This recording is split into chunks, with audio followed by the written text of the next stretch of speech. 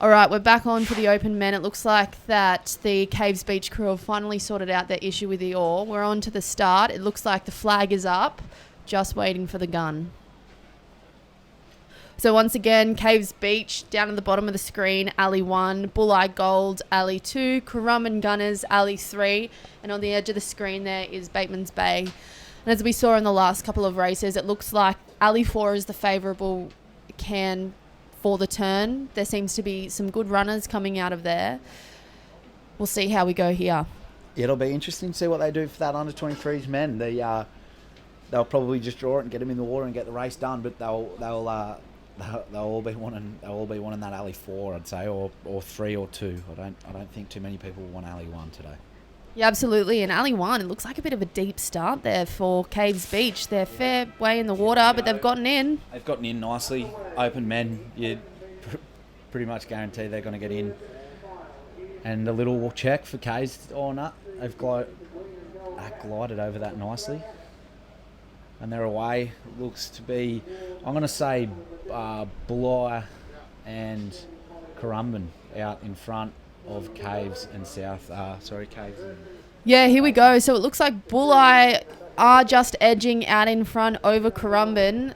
In the far of the screen there, Bateman's Bay seem to be a little bit behind, followed by Caves Beach.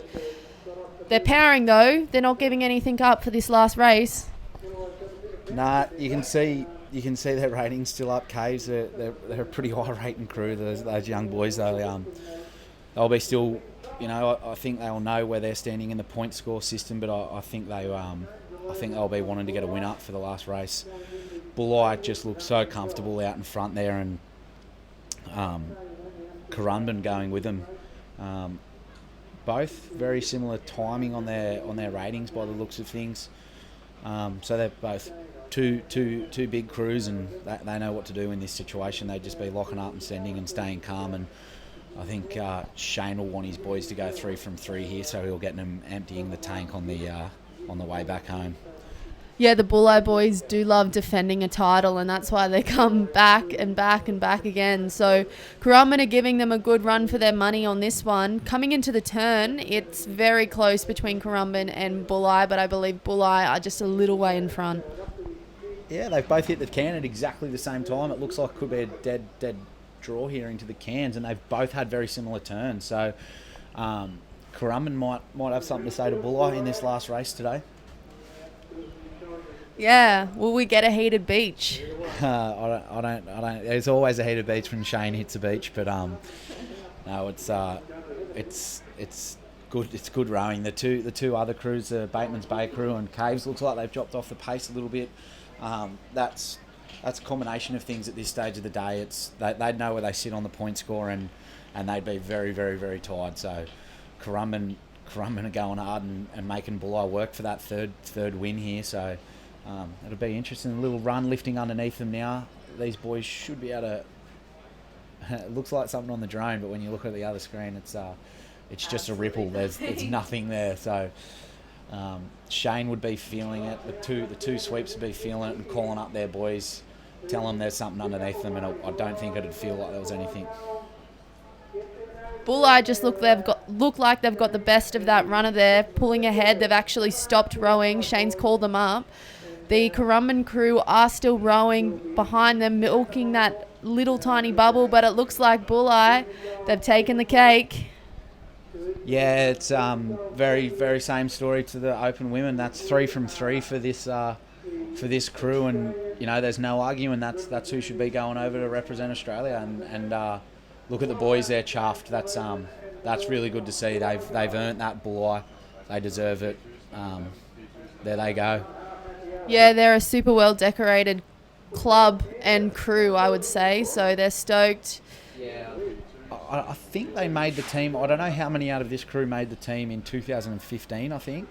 But I think too, they might have all made the team, but they'll either be adding another another row of writing to their blazers or getting presented a new one. So they'll all be pretty chuffed.